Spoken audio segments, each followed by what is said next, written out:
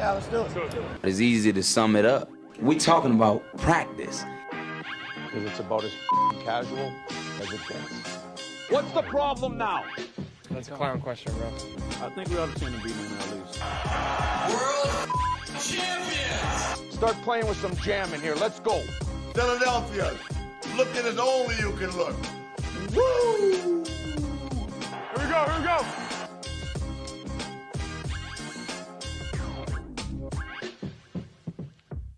I would have guaranteed that AJ would be the one that wants to dump it on Sirianni. Let's see. And Devontae, and either way. Uh-oh. Good move there. Oh. Great maneuver. A little okey doke.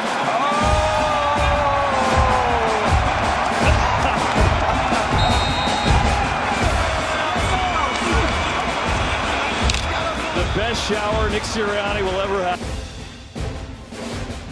I love that intro. And good evening, everybody. Welcome to another edition of the Philly podcast, brought to you by the Broken Bell Network. I'm Eric Perugini. Chris is held up tonight by some family obligations, so my man Keith will be sitting in for him tonight. He will be pulling double duty as producer and co-host. We will be talking about the Eagles' complete rolling domination of a win against who would they play? Oh, yes, that's right. The Oakland Raiders, the once crazy-ass Raiders. But they now suck. So, Keith, how are you tonight, my guy? Doing good. You know, we were talking last week about that get-back game. It felt good to get it, right? It really did. I mean, everyone was saying, you know, hey, it's the Raiders. I don't care. It's a game that you had to have. You had to come out firing, and you had to come out to find yourself. That was the most complete game that this team has played all season. I mean, so everyone's like, you have to beat the Raiders, right? But look at how they did it. Okay, so whether we're talking about time of possession, which was like I think 40 minutes to 20 minutes or somewhere thereabouts. Eagles had 27 first downs versus the Raiders 7 first downs. Total yards from the Eagles 387. Eric, under 100 combined for the Raiders. The least impressive number here is 4 sacks versus 1. That's like the least, and that's saying something. Right. So let's kind of tick all the boxes, right? Let's tick all the things we said that needed to get right last week. Let's talk about Jalen. Where do you have his performance at, and what are some things that you liked? What are some things that worried you? What do you got? Well, I mean, he was literally back in control, making efficient decision-making. He showed a lot of leadership, and he commanded the offense. Like, that was the Jalen Hurts that we were, accustomed to see. And it was good to see him come back like that. And I don't have the number in front of me, but I know he had, like, a really good passer rating. 154.9. There you go. So, I mean, he bounced back big time after that terrible performance against the Chargers, which is what we needed to see. Yeah. And I don't know if anybody's been watching the in-season Hard Knocks, but their last show literally was this game. And you see him and Sirianni just like having a good time. I believe it was after the A.J. Brown touchdown. Yeah. It was. Yeah, I mean, so they found themselves, and hey, if you have to play a bad team and find yourself and beat them, that's fine. I don't care. As long as, number one, they beat a team that they should have beat. I would have been completely nervous if they went in there and lost to the Raiders. But if we had ever trailed at any point in that game, we would have serious questions. Oh, absolutely. Yeah. Absolutely. You would, I think you would then, despite whatever the performance would have been, you probably would have been questioning Jalen Hurts and his ability to command the offense. But Thankfully, we did not have to worry about that as they rolled them 31-0 and went to a 9-5 record. Here are some things that I think I was really impressed by. Jalen had multiple targets, highlighted a lot of guys. We had we talked, I think we said, if this game doesn't make their friendship super tight, because winning does fix a lot of things, and having that bomb pass, and there was a lot of just good stuff that was working between him and AJ, and I think, but surprise standout, Dallas Goedert with an incredible game, two touchdowns with 70 yards, red zone guy, like he is your red zone threat, and he came big through, kind of, wish he can be a bigger piece in those games where, and if you're going to take a look at the Eagles' losses, the point differentials they're close, like they are really tight. So I wish there would have been, Dallas Goedert big play day thing while we were on the line and tight, but this shows that he can still do it, and should still do it. How do you? I think we kind of talked about the defense. How do you think they did? Defense was stellar. Defense was absolutely stellar. The 4 sacks says it all. And like you said, yeah, he 2 of them? 2 sacks. 2 sacks. I mean, so that was great. There was so much good that came out of that game, and especially on defense, it was so good to see. I miss seeing our backup players. It was a great thing to see. Thanks for stepping in for me again. Oh, my God. Thank you for checking in, Chris. And don't worry, we got this. Hey, I tell you, I get no respect. There you go. So if you think 75 yards, does that say the Raiders are that bad, or the Eagles defense is still something to fear? Because the critiques on Jalen Hurts aren't coming at other quarterbacks, when I think we can clearly see this as a copycat year, right? With defenses, they saw what happened in the Super Bowl last year. You did. We all did. That was amazing. And they're copycatting. So teams are starting to make these monster defenses, these dual threat edge rushers, these drop back, looks like blitz all day. And it's just so happens to be, these are the guys who are coming. So it's no shock to see quarterbacks across the league's numbers have just plummeted.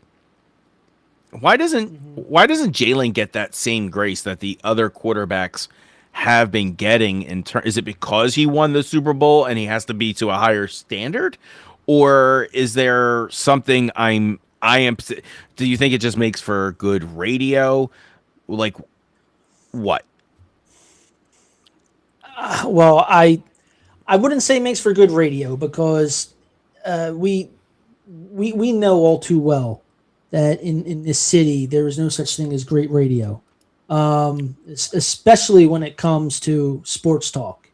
I mean, there's 2 stations in this city that I can't believe people get paid to talk, and I can't believe people still listen. I mean, everybody should be doing what we're doing and talking for themselves. There's no reason to listen to these other 2 clown stations.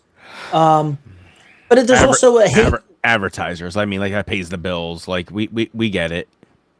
Yeah, I know. I mean, and hell, if we had some checks coming our way from advertisers, we might be a little different with how we talk. You know what I mean? They may be dictating what we say, which actually would never fucking happen. No. Yeah. No. There's no like, okay, at one point I did try to rage bait you guys with the Reed Blankenship shit earlier in the season. Like, I did, like, but that, I think I was doing that to you guys and not to any of the listeners. Chris was texting me behind the scenes going like, "Are you for real?" I was like, "No, of course not." So, but like, that's kind of like, I think I was doing a bit because of the low, that's low IQ. Low IQ. Yeah, caller that they are giving up to that they're offering as the sampling of Eagles talk radio, and that's or Philly talk radio, and that's we're just not low IQ. Like I know that we know that high emotion ratings thrive on that, and doing some sort of like extreme take, but like what are we doing? You're just being dishonest. You are making people like angry, or you're even just highlighting like some of the worst of us, which is wild to me. Yeah. There's lots of smart fans out there, and I guess they just don't want to keep agreeing with their caller base, right? So I guess that makes for bad radio if you just can't be like, shut up. Oh yeah, I mean, look, you never. There's a couple of things that happen when it comes to radio. Reed sucks. I was dumbfounded. I didn't say that. I said I'm not quite sold on him. There was a big difference in what I was doing. I did it in such a way. Stop it, dude. I was way better than that. What was I going to say? You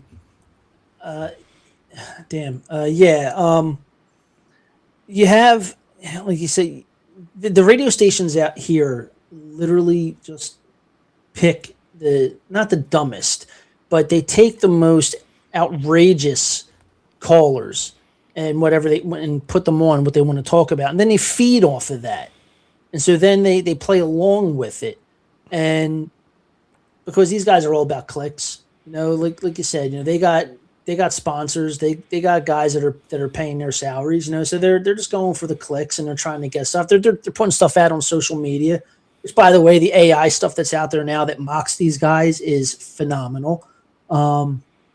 But that's all it is. So they want to sound more superior than the fans calling in. All right. And I don't care that the one guy's father was here for years covering the Philadelphia Eagles. It doesn't mean nothing. Didn't make him a smart guy. He got fired for groping people. So like that's the type of stuff that goes on the radio stations out here. Like this one idiot is grandfathered in, and he shouldn't even be there. He should be back in New York spinning heavy metal. So I'm not asking sports talk to do complex scheme analysis. Like this is not. I'm not right. Like I want this. Right. That's for nerds. Like I will look at film. I have some experience with, just high school football coaching stuff.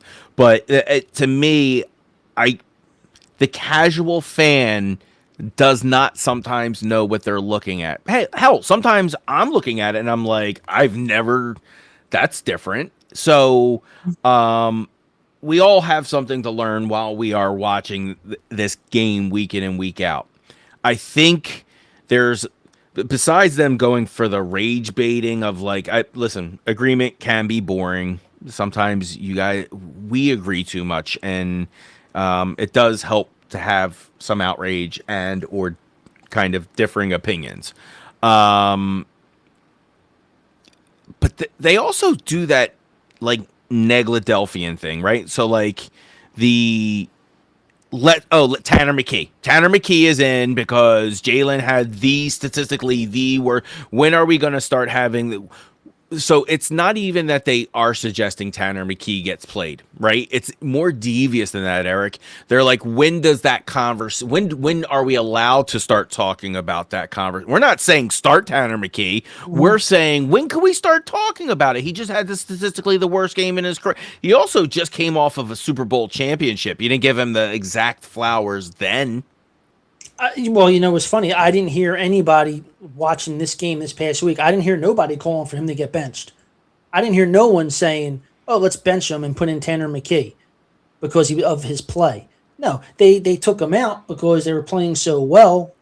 You wanted to save the guy, and there are some people that got that confused. Like, "Oh, look, they put him in anyway." Yeah, because it was 31-0. You didn't need your starting quarterback out there after we just saw what happened to Patrick Mahomes. That kind of stuff is why you sit your quarterback. And I don't want to be a Debbie Downer on terrestrial conservative, talk radio stuff. Like, you know what I'm saying? Like the old school stuff. Like, but I definitely think there's a way to engage the public and to just to have a show, right? To if you want to do rage bait, but like on the radio, there's enough of that, and you're not the star. So like people don't need to do that anymore. They don't need to call the airwaves. They can just go to Twitter and do it themselves and be the star there.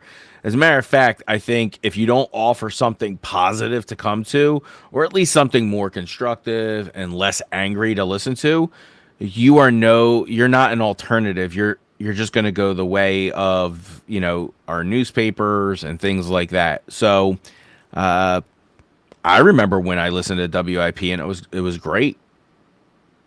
Oh yeah, way back in the day. We're talking Macnell, Gargano, and this is when I actually liked Cataldi.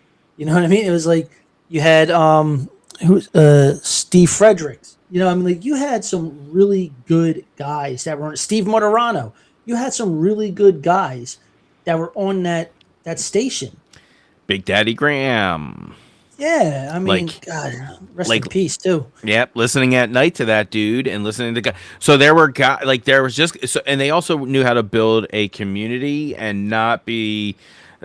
So I think Tyrone Johnson over at the Fanatic had the same exact problem, right? I think he did the same thing, and it's just like you can't call somebody stupid and expect them to still be okay with you. Right. It's like you can't, Tyrone, you can't physically spit on that person, but you're trying to, or you're doing it through the best.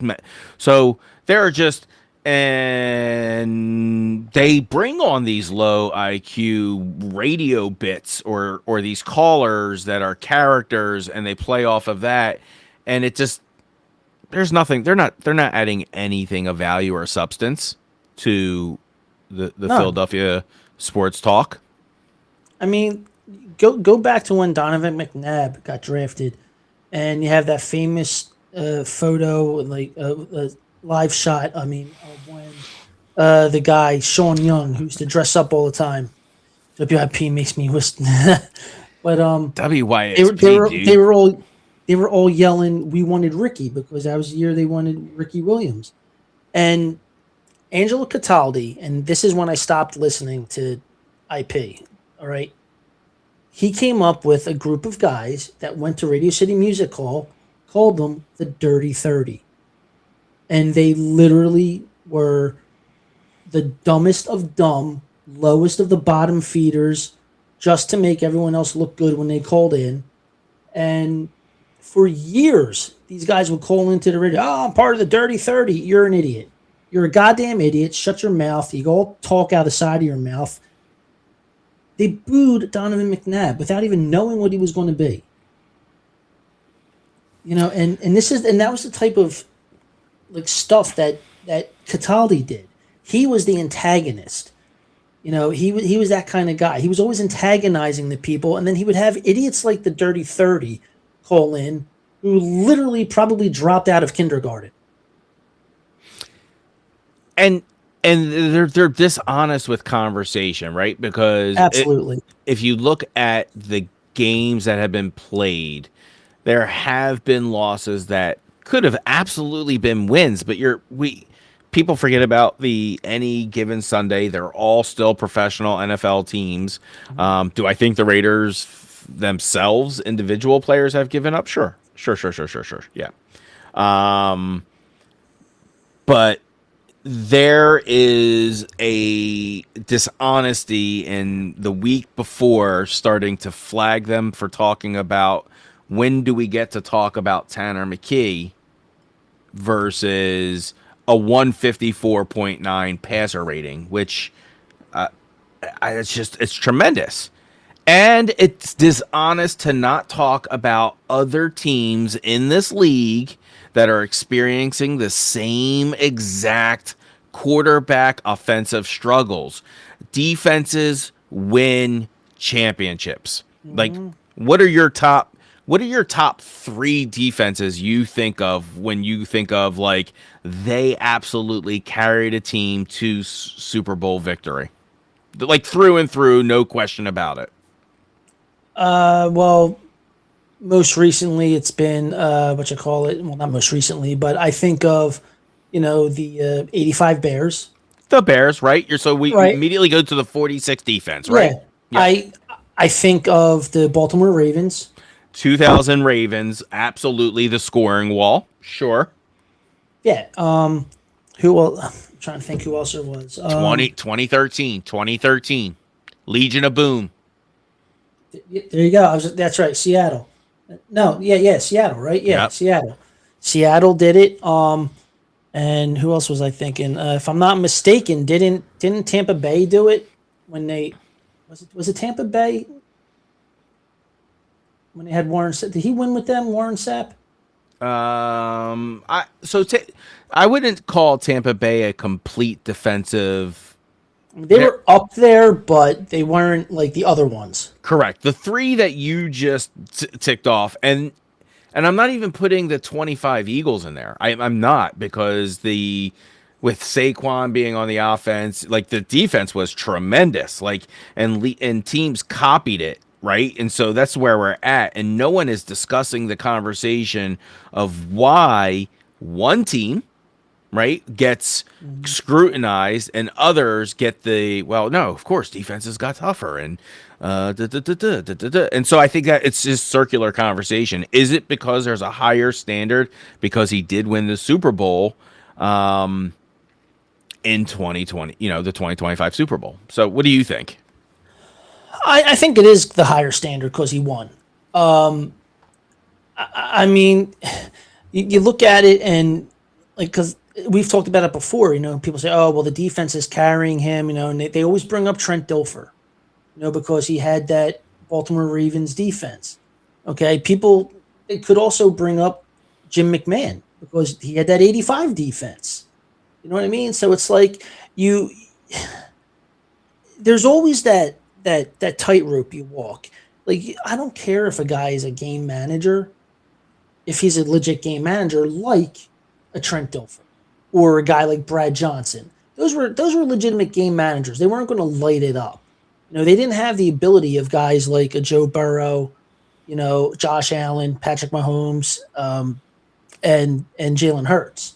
So for Jalen Hurts to win because he's not your prototypical elite quarterback, he broke the NFL. Mm-hmm. He broke the minds of the fan bases around the league. He broke analysts in all these different places because they weren't expecting him to outplay Patrick Mahomes twice, let alone one time in any Super Bowl. Like in the one we lost, he outplayed him then too. And he literally broke the mold of what a quarterback should be that wins the Super Bowl, or a quarterback that has a great defense should be when they win a Super Bowl. Like he can be a game manager. He can be elite. He can be anything he wants to be at any given time on any given Sunday. Yeah. He's got that ability. For sure.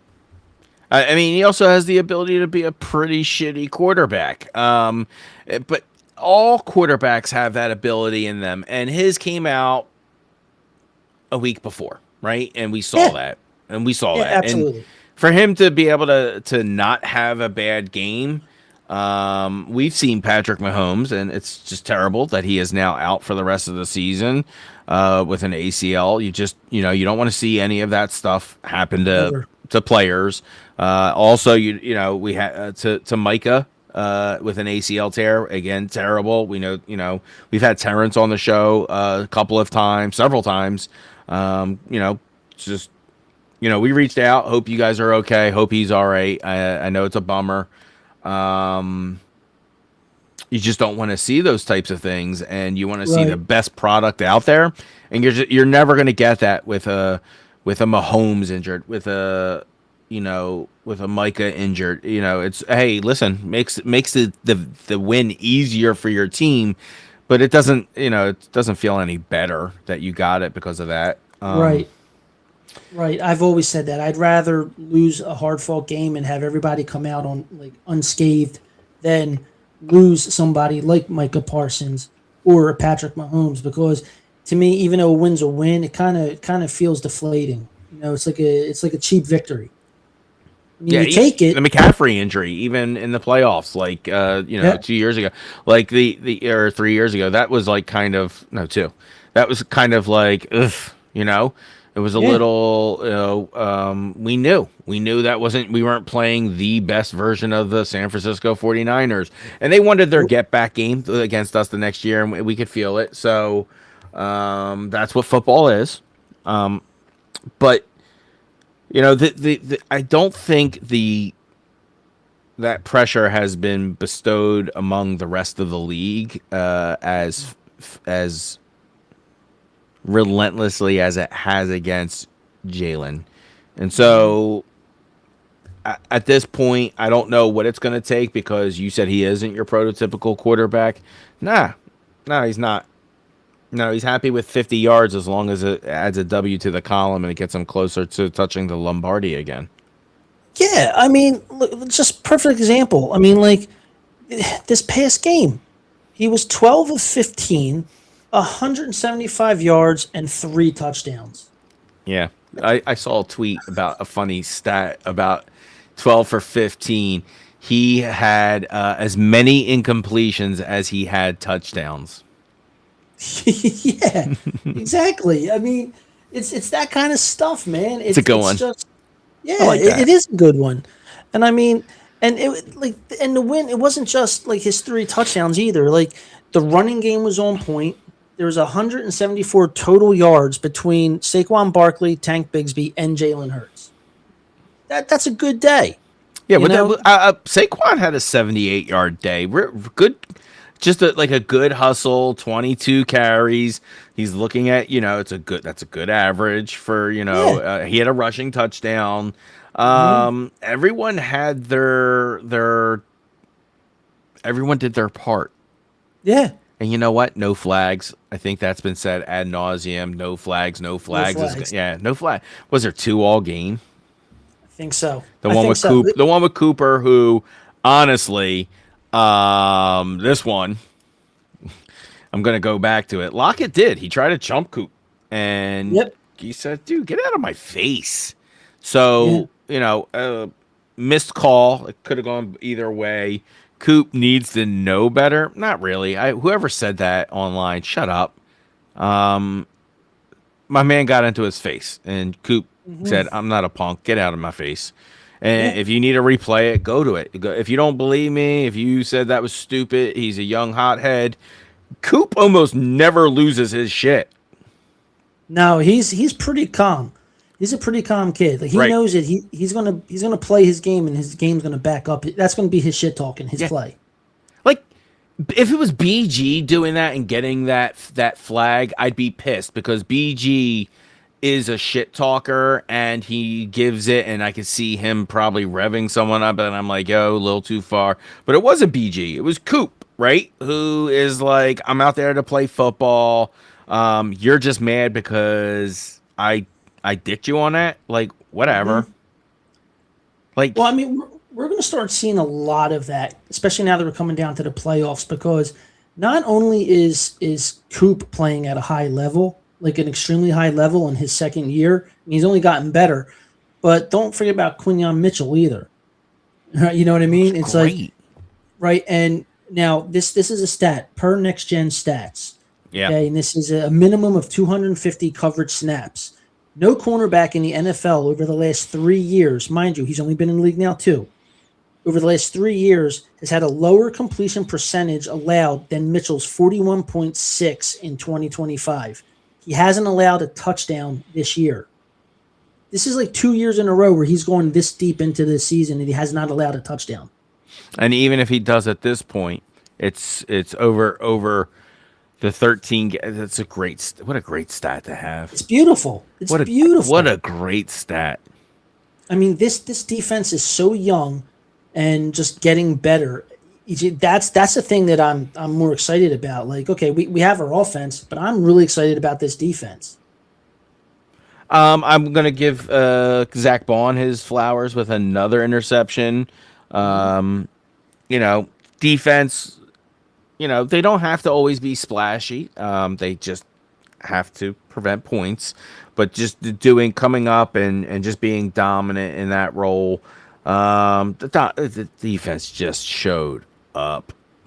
But we do have this interesting game coming up this Saturday. What do you think about the first of 2 Commanders games that we're going to have in the next 3 weeks? Well, I mean, it's definitely going to be a different game now that Jaden Daniels is completely done for the season. Yep, he is on. He is on ice for the remainder of the season. Yeah, I mean, I didn't agree with them bringing him back last week, but they did. I don't know what the point of that was. Like I was telling people I work with, Washington just loves to kill their quarterbacks. Like you're coming off of a great season, a shocking season where you made it to the NFC title game with your rookie quarterback, and you're going to put him back out there when you're completely done? No, that was completely asinine, and I'm glad they finally did the right thing. Marcus Mariota doesn't scare me. He doesn't scare me one bit. Nice player. He's doing good things for them. He's filling in admirably, but I don't see, even with Terry McLaurin and Deebo Samuel in there. I'm not really scared with the way our defense is flying around, and quite honestly, they're able to take away the explosive plays. They're able to just shut your best players down. So, yeah, we got to figure out who Mariota is targeting first and foremost, and who his favorite is of the week, and just shut that down, and then they'll have struggles. We do have our own struggles, right? Like I think we have our struggles like on the road. And so we have big Link energy. You think we can carry that over to Washington?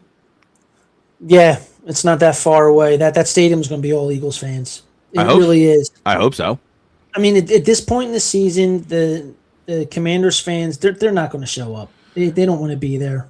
So my hope is, in the spirit of having a good rivalry in your own division, is simply for the Commanders fans to prevent that from happening, right? Yeah. Like you would hope that they would do that because, hey, this is a massive game for the NFC East. It's a win here puts the Eagles in position to clinch a high playoff seed. Right? Mm-hmm. It's potentially the division title, depending on how other games shake out this weekend, right? I mean, if we win, we win the division. If Dallas loses if Dallas loses and we lose, we still win the division. But I'm talking about what other teams do this weekend. Talks about how our seeding works. Like, so we win, the division is ours. Yes. Right. Another Dallas loss, the division is ours. Yes. That is just how it's going to work. But I'm talking about for seeding purposes. I'm sorry. I kind of merged 2 thoughts there. Fine. We do, like, depending on what also happens this weekend in other NFC games, we're talking about our seeds. Do you think we're the 1? Do you think we're the 2? I think we're the 2. I don't know. To tell you the truth, I don't know if we're going to make it or not. They're going to have to win their games out, I think, and just see what happens with the rest of the conference, with who's playing. I think things get messy at the end of the season. This is where you start seeing like the grit, the tiredness set in. We're going to start seeing a lot more messier football, if that's even possible. And I don't just mean Eagles. I just mean overall, product-wise in the NFL. It's just this is where the stretch gets hard for players to, keep their eye on the prize. Like, no, you're exactly right. Do you think our defensive health is an issue? That was one of my concerns. I don't. We still kind of had a revolving door of the secondary there. There was some minor injuries, but what do you think? I think that, like I said, they're minor injuries. I think these guys can overcome that. I think they can pull it together because I mean you have your secondary, like your cornerbacks are your like cornerback two is still a thing that we're kind of like trying to talk about. Um, but you know, you got your safeties. Your safeties are actually been like an other two cornerbacks out there. I mean, like they've literally been flying around all year long, and they're getting in there. Um, if a running back gets past your linebackers, you don't have to worry; they're not getting past the safeties.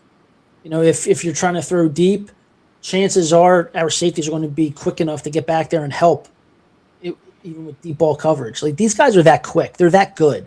So it's just a concern for the cornerback two position. Like I still want to see something stronger come out of there, something more solid. But I mean, they're still working on it, and they're still putting up good defensive numbers with the situation they're in. So going against a depleted Washington Commanders team, I don't see any problems.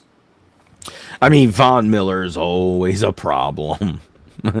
Yeah, I mean, he could be 100 years old and in a wheelchair, and he'll be an issue. Yeah, Von Miller can always be a problem, especially against our, battered O-line, right? Oh, yeah, absolutely. I think we're starting a third string tackle. Is that right? So we got the edge. We have edge problems right now. And Lane Johnson hurt. His backup, Fred Johnson, hurt. Well, last I heard, there's a good possibility that Lane plays. I heard the rumblings. I don't know. They weren't in practice today. Yeah, I think I think that they're just being like holding him out, just like get that little, what I mean, that little edge. Because I think once, I'll tell you right now, if they win this game, I don't think we see Lane Johnson until the playoffs. I think they hold him out for the last two games. I'm fine with that. I'm fine with that. Okay, remember how I said if last week's Oakland game, if they didn't have Oakland, Jesus Christ, Vegas, I'm going to do that to the end of time, dude. I don't think I'll ever get comfortable saying Vegas, but okay. I remember when I said if this doesn't repair AJ and Jalen's relationship, right? Because that's what their friendship first and foremost is based around their love of football, and then they built history behind it, and then events, and then things like that. But at the core is they love football, they love winning, ride or die, let's get it done. And then when they think they're not listening to each other, that's gonna eventually just crack the other fundamentals of their relationships. So we knew that, right? That just totally makes sense.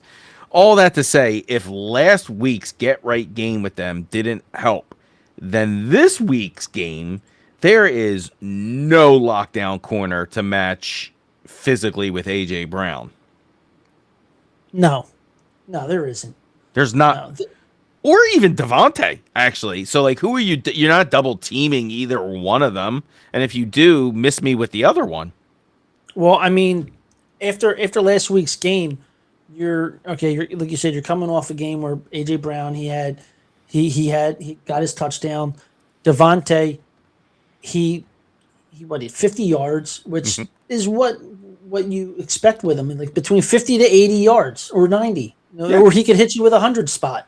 But that's his range. That's his range, and that's what he needs. Yep. And we're also, you're forgetting. Oh, not that you're forgetting. You just didn't mention Dallas Goedert, who just came off a monster game. Yeah. So it's like I think offensively they're just too strong for the Washington defense this year. I really do. I think they're just too strong. They'll just wear them down over the course of the game. How soon do you think they go vertically on them within the first set of plays? They're going vertically to test if they can. They're going to try and get it early just to set the tone, because it's going to come down to, I think now Jalen's feeling some confidence, so he's going to look to go deep. He's going to try and hit somebody deep. So I would expect a ball to go over 40 yards. Okay. You know what I mean? So Yeah. Oh, yeah, for sure. yeah. So I think he's feeling it. I think he's going to want to keep on rolling because I think this team is actually going to start being dangerous from here on out. I mean, we spoke about it in the last show where if it wasn't for the turnovers, that could have easily been a win against the Chargers. So now you're talking they win that game. They now win the game against Oakland. So now you're riding into your last 3 games of the year on a 2-game win streak, and you're starting to get your confidence back. I totally feel that's what this game last week righted the ship. There are some stakes here, dude. To this game, I don't want anyone out there to think there's a trap situation going on because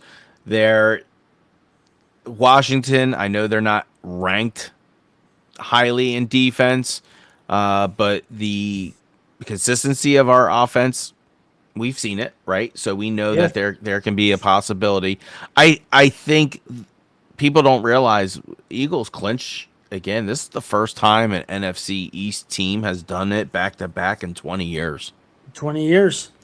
I mean, so yeah, there's a lot riding on it. Yeah. I'm calling out. Oh God, I'm calling out something I heard on WIP this week. What's that? The body language thing, the Sirianni, the Jalen, talk, how they, their sideline shenanigans, tomfoolery. I think they make too much of it. Yeah. I think you are witnessing people be human in a moment. Yes. Yeah. No one ever questions Travis Kelce when he body checks Andy Reid. Yeah. We've seen it. Like people go multiple times. Right. And actually, sometimes if you hear him, if you hear what Travis is saying, he's usually fucking right.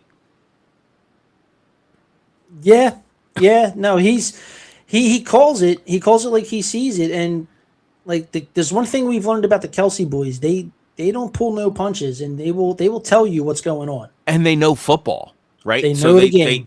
They know the game. So like there are times where Andy will straight up blame him for something that's happening on the other side of the field that's not happening,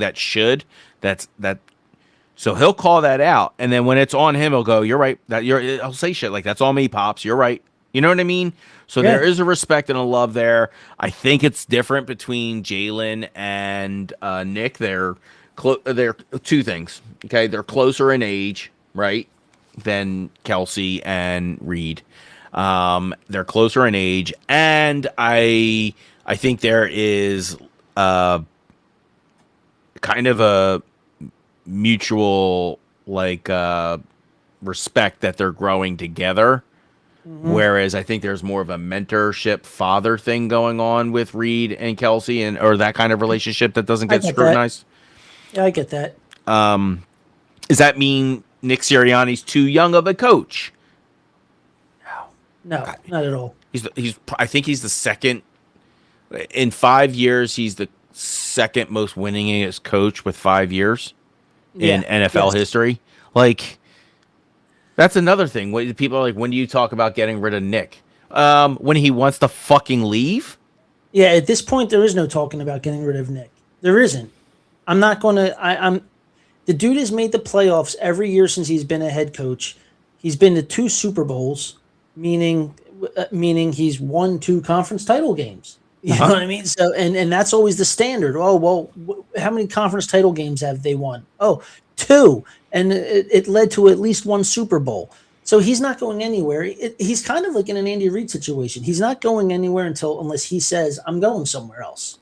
He has been, here's just a wild stat.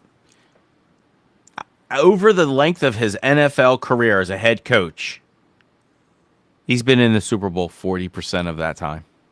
Mm-hmm. Yeah, he has. That's outstanding. That's actually insane. Actually insane. What? And here's the thing: people have sat there, and this was another thing I heard on said radio station. They were talking about, is he a good coach? And they said, here's another coach that people like to talk bad about. They say he's not a big game coach. And they brought up Kyle Shanahan in San Francisco.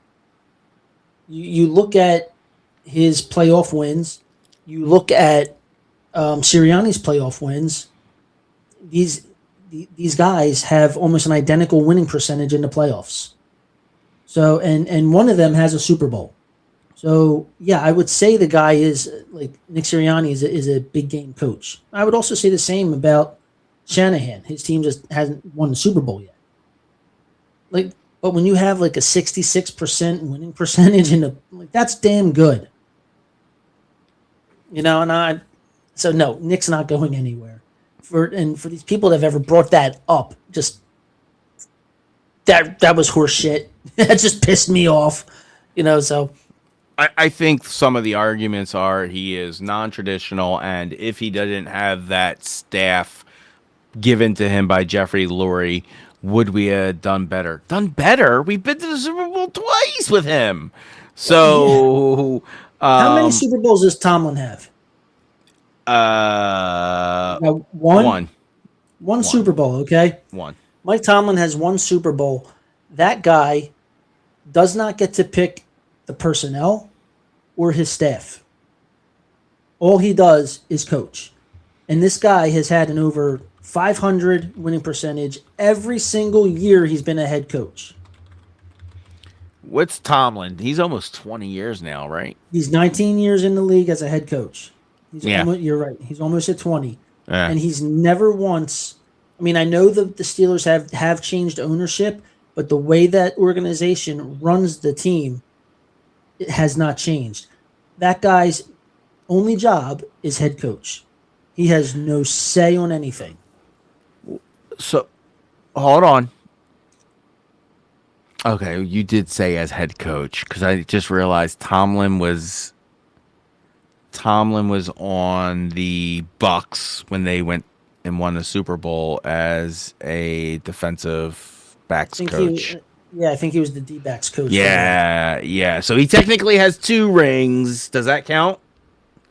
No, you said as head coach. No, as head coach. Yeah, you said head coach. He was with Gruden then, right? Is that he was? Yeah, but yeah, he was with Gruden.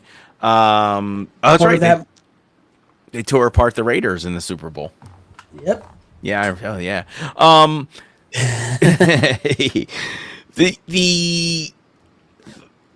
The conversation of Nick Sirianni and what do you do? So if you want to have the conversation, was Patullo the guy? Okay, we can explore that. We can talk about that. I don't know who's call playing. I mean, I really don't. They're not going to tell. They're not going to tell you. No, and at this point, it's like I don't even know if I want to. If I even care about who's doing it, as long as they fixed whatever was wrong, and hopefully they did. But as long as they fix whatever is wrong, I don't care if Jeffrey Lurie is calling the plays from up in the owner's booth. I don't care. Mm-hmm. As long as they're winning games, I don't care. So it's maybe Patullo's still calling the majority of the plays, but I kind of want to think Nick may have overrode him on some plays. I think some of them are specifically designed and say, okay, I want this. Nick's probably saying, I want this. Give me 4 plays, put in your game plan that he chooses. And he may say, okay, now's a good time to say, run X play, kind of like the Philly. You know what I mean? It's so funny. I was thinking to myself, I think they probably do that for almost everyone. Everyone gets to dial up their play. Mm-hmm. I think there might be an AJ design play by him and a couple of coaches, and they've dialed something up.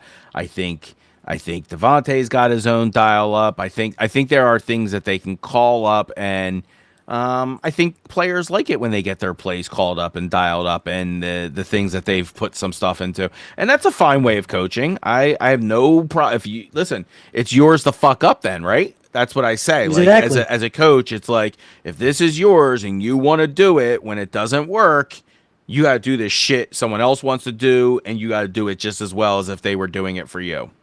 See, well, this is why you have the spotters upstairs. You know, the guys that are up there, like Fangio. You know, you got them. Like the guys are watching the defense of the Raiders or whoever the Eagles are playing, while the Eagles are on offense. They're spotting, right? And they see and they're like, okay, and they'll say, okay, well, on this certain play, here's the situation, here's the downs, how many yards. This is what we've run in the past against XYZ, and this is who we threw it to, XYZ. And that's when the head coach goes, okay, shoot me this play. And Petula's like, all right, let's do it. You know, so it's like that. That's what the spot. That's a little too analytical sometimes for me, but yes, I think. And I don't know if that's exactly happening because we very rarely see a shift in game plan, or for some reason the shift to the wrong one. Like you got to kill clock, so let's throw. You always know when the shift is. You always know when the shift went left. You always know that. You can always tell when that happens. It's when it goes right. That's the difficult one. It's like, oh well, can they get back on track? Can they do it? Okay, yeah. Well, that AJ Brown touchdown got you back on track. That right. Saquon Barkley touchdown got you back on track. How many games in 2023, 2024, you know, the championship 25 season, did we actually see comeback wins of them just showing up in the second half and just B2Aing it, right? So we know we've got that dog in us. We know we can always dial up the right stuff. But then, you know, your offensive coordinator wasn't a guy you had to fish out of a internal bowl. You know, right? Because you were behind the game in hiring. Oh God, because you won that pesky Super Bowl, you know, so you weren't able to quite hire a guy. You know, you lose Kellen Moore, and okay, for good reason. You know, we got to find a guy who's already been a head coach. He's done with it. He is also good at, you know, a Gruden-esque type head coach who just wants to come back and OC. I think I had previously said a guy of like Doug Peterson's type, you know, who, yes, he may have been let go from other teams for whatever reason, but I think he can still dial up a game plan and be reactive. Yeah. I do agree with that. You know, like I look at it and say, I want a veteran offensive coordinator who has no aspirations of being a head coach and quite honestly may be too old to become a head coach. All right. I want that seasoned veteran for that specific reason. Yeah. And that falls back to like what Chris says a lot too, where he'll say, hey, there's some guys that are meant to be coordinators and not head coaches. You know, like perfect example, Vic Fangio. The guy had his hand at a head coach. He was not good at it. He goes back to being a defensive coordinator, and look where he's at. He's back home, and he wins a Super Bowl. And he's regarded as one of the best defensive coordinators in the game today. So Chris is on to something there. You're on to something, and I agree with both those assessments. Yeah. What do you think the you want to do the over-unders on some of the stats here for the game this Saturday? Sure, let's do it. All right. Let's pull up the Vegas odds. I like getting the latest. Okay. Because you know, usually it can still change. Thursday is your main change of like when things could possibly happen. Right. But let's go. Let's go Eagles. You want the spread? Sure. All right. What do you think the spread's standing at right now? Geez. Hold on a sec. Actually, to tell you the truth, I don't know. What do you got? Let's see. Oh wait, no, damn it. I hit the wrong thing. I'm sorry. Go ahead. 6.5 under. 6.5 for the Eagles. You know, they're giving up 6.5 to the Commanders. You think that's is that a conservative spread? Kind of. Marcus Mariota? That's It's a pretty tight line, dude. that is pretty tight. I'm still taking the Eagles though. Look at your face. You're like, It opened it opened at 5.5. I thought Right. it was actually gonna go. I really did think they were going to go up to 10 at some point. It only went up 1 when Jaden Daniels was confirmed and Marcus Mariota. It was just shocker that we only got the spread only went up by 1. Okay. The Eagles money line is sitting at -310 yeah, I see that. and plus 250 to the Commanders, which hey, if you're a Commanders fan, You know what? I just saw that. I might actually like change my mind on that. I would probably go the Commanders on that one. uh-huh. Yeah, I would do the Commanders. Uh-huh. Yeah. I might be. That actually might be a good hit for with that spread. Over under is sitting at 44.5. What are you taking? I'm taking the over. I'm going under. Yeah. Are you? Okay. I'm going under. All right. Yeah. Yeah. I think Mariota, his wheels get shut down. I can't see him doing too much here. I know that sounds kind of terrible. See, I'm taking that. I'm taking the over because I think the Eagles could just totally destroy them. I think they'll just roll all over them. I feel like I'm a WIP host now screaming, why aren't they getting 10 points? Well, see, here's my thing. I'm taking the Commanders on the money line. I'm taking the over, right? And I'm taking it at any time Jalen Hurts touchdown. I mean, if that's your parlay, it's not actually a bad one. I wouldn't. No one's calling this a trap game because of the stakes at hand of the division. So it's a must win in our eyes. Maybe the spread. I think the only way I can justify this spread personally, and it's not a 10-point spread against a 4-10 team because that's what we are talking about here. And I'm just without your starting quarterback, a 4-10 team. For what, right? If you're somebody who wants to stay healthy and go on your first golf vacation in December or January, all that to say, I guess they're just baking in the offensive line injuries being able to keep the score a little closer than it should be. I guess Vegas is putting a lot of money into the Johnsons not being available. That's what it sounds like. That's what it sounds like to me. What, you think Jalen Hurts is going to be running for his fucking life? Well, no, I don't think so. But we know we could at any moment this offensive line could just decide to like take a snooze and then he's running for his life. But another factor that we didn't mention, Washington no longer has Zach Ertz. Zach Ertz! Yeah, that's a shame. Another injury. Legs aren't supposed to do what they did. Again, another upset. Yeah. I don't. So I think that would make me change Jaden it to the under. Daniels. That makes me change it now to the under because I'm like, oh wait a minute, I forgot Jaden Daniels and Zach Ertz, who was like having a great season. Mm-hmm. Yeah, I forgot all about that. Okay, yeah, I'll change that to the under now. Do you think that we can be looking at another 31-point blowout? I don't. I mean, you never know, but no, I don't think so. I don't. If they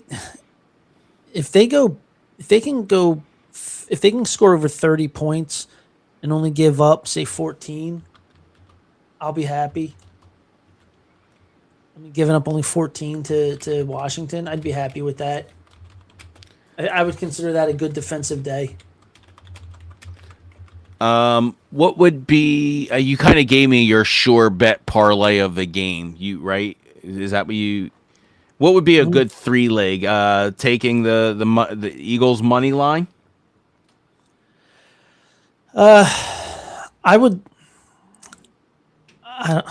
No, I'd still take the Commanders because I think they're going to cover. Here's my I think my kinda- play it safe one. Okay, my play it safe parlay looks like this: take the Eagles money line at 295. Right. I would say an anytime Barkley touchdown. I think that's sitting at minus 165. And A.J. Brown over 65 and a half yards. That's, hold on. Yeah, over 65 and a half receiving.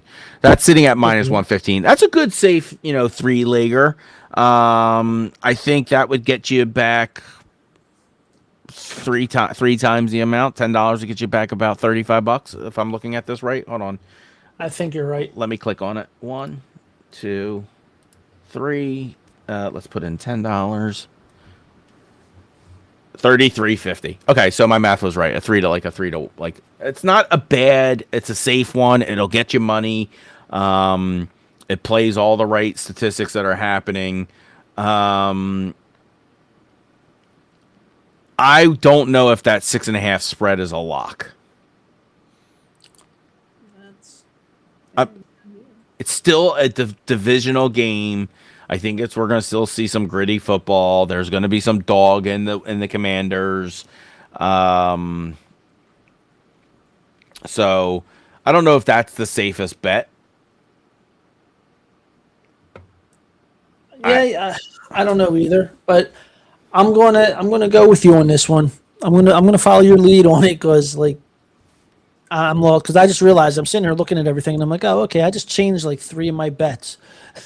So I'm definitely, this is why I don't bet, but I'm definitely that guy right now. I forgot Zach Ertz. Yeah, we're gonna go under. Yeah, I try and always look at, obviously, what are the factors that can make this happen? What is someone missing? Who's missing that could potentially make this other thing happen? First of all, there's just that AJ over 65.5 is a lock. There is just a complete, we've said this already, there's a complete mismatch with every cornerback for AJ Brown. There really is. He's just a disruptor. So it's what he does. It's Lattimore's out too, isn't he? Lattimore is out. That's another reason to take that. As soon as you said it, I'm like, yeah, Lattimore's out. So there's another reason right there. Yeah, right. Okay. Barkley, the way I see Barkley taking that as the second leg of that parlay is they're 28th in run defense in the league. Yeah. I'm truly seeing and thinking that Barkley's going to have a good day on the ground. Hurts is going to have a good day on the ground. Tank is it's probably going to be another 3-headed monster between Barkley, Bigsby, and Hurts.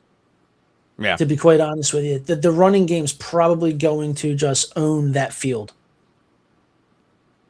and then sprinkle in a fucking dagger here and there.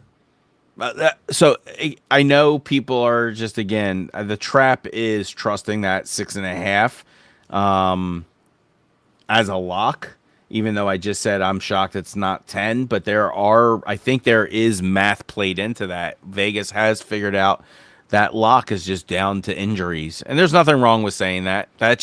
We've seen it all season. You've complained about it. It's actually led to point differentials not going our way. So I think it could lead to the spread not, going our way either. That is just as likely. It is. No, you're exactly right. It truly is. You're right. Yeah. Wow, this turned into a real shit fest on WIP, didn't it? Yeah, fuck them guys. Oh well. All right. Listen. What do we got going on? Do we have anything? I think we have a Northeast Philly podcast tomorrow. We have an NEP podcast. Yeah, we do. I think. Just tune in at 8:00. See what we got. We might have something.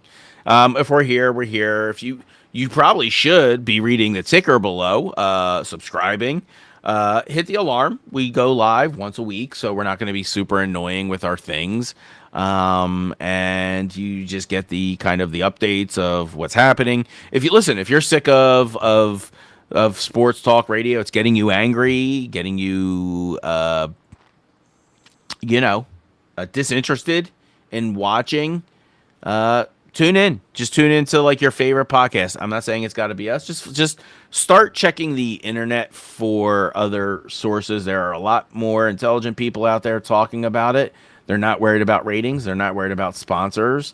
And they know more, if not as those guys. And sometimes I say shame on former players for even getting involved in some of this mess, but that's neither here nor there. Those guys got to eat too, right? Got to eat too, and I understand why they are doing it. It all comes down to the dollar, but at some point you got to realize it ain't who we are as a team or as a city or as fans. You got it. Oh, and also, people, by the way, check out brokenbellnetwork.com for all the latest updates, like live scores. You won't be disappointed. It's kind of fun. I love it. I know it's our website, so I say that, but I just like going to like check out sports scores and not seeing ads. I love that. Yeah, and there's all the quick stats at hand. I just need to see, and seriously, I don't need, and it's nice. It doesn't collect any of your data, none of that stuff. Just drops just like a cash in, so you favorite your teams, and if you clear out your cache, you lose your teams, but. It's just as non-invasive as possible, and just a quick way to get some sports scores without like a ton of gobbledygook on your phone. Gobbledygook, love it. Gobbledygook. Yeah. That's good stuff. Gobbledygook. Oh my god! So is that it for tonight then? I think I feel like we've. What's your final prediction? Let's get that. Final prediction, it's going to be 27-10 Eagles. Oh, you got them covering the spread. I got 24-17. Okay. Very good. All right. 24-17. Yeah, because I think last week we were pretty damn close to the score. I think I had 38 to 20 or 38 to 18. You had 40 to 20 or 40 to what? I think it was 40-14. Okay, then I had 38-14. Yeah, because we were like that. Yeah, that's right. Because we were like off the Eagles' final score, we were 2 points off. Yeah. I again 24-17. I think the score will not reflect how the game played out. It'll be very, like what would you say the Super Bowl was really 40-22? No. What would you have said that? When did the game end? The game ended when it was what 30 to 0? 30. No, it was like, what the hell was it? I forget what it was. Was it like wasn't like 40? I think it actually ended when it was like 44-14 or something like that. Chris, what was it? At what point did you know that was the final? That was like the true final. I know he's listening. What was the true final score that we looked up before we were like, okay, we're going into like, prevent defense mode and we're just every possession we get, we're just gonna chew clock. But, damn, I forgot that. I'll watch it again this weekend because now if I can't recall something from the Super Bowl like I should, I'll go rewatch it and remember the numbers again. But yeah, no, we'll be back next week, right? Same time, 8:00. Well, next week, Wednesday is Christmas Eve. Should we do a Christmas Eve show? Oh, I won't be able to do a Christmas Eve show. I will be divorced by January 1st if we do a Christmas Eve show. See, if I do a show, it'll just keep my marriage going stronger. Like I feel like absence makes the heart grow fonder, or just makes me tolerable to her, or whatever. Yeah, whatever the old saying is. Yeah, well, we're hosting Christmas Eve, so I will not be able to do it. Okay, maybe I'll just bounce. I'll be like I mean, a maybe we kid bouncing could back between my divorced parents' houses, and I'll let Fuzzy host me again next week. That's so funny. I mean, maybe. I mean, because let me see here. Let me see what my schedule looks like. Because I was just going to say, if possible, maybe we could do a show Tuesday night. Listen, I'm game for whatever, guys. Come on. Wait, no, I'm working Tuesday night. Yeah, you are. I'm working the 23rd. I'm working. Yeah, you So, I worked mean, it. Yeah, I mean, we could do the Friday, the 26th. I think we will have a show sometime next week. Just subscribe. The ticker is telling you what to do. Follow the Broken Bell Network on YouTube. It'll be out on the Facebook page, so just follow along. Yeah, we'll schedule it ahead of time so you know when it's going to be. As you can see, it says slam that subscribe button. I don't want you just to click it. It specifically says slam that subscribe button for all the latest show updates. So please slam it. Yeah, and it ain't gonna be no slam poetry either. Oh, jeez. I was like I think it's still a thing. It's still a thing. Yeah. It's all just right. a big thing at college. Dude, you're the best. I will say that again. I think this show is a lot better without Chris in it, and I don't want that to impact you, but I think I'm trying to come in between you two. Oh no! So does that mean that man who shall not be named was right? This is I'm playing the long game, just trying to break you two sons of a bitches up this whole time. This is it. You're just trying to break us up. You're trying to break up the partnership. Yep, that's what I was trying to do. I'm glad you finally saw through it.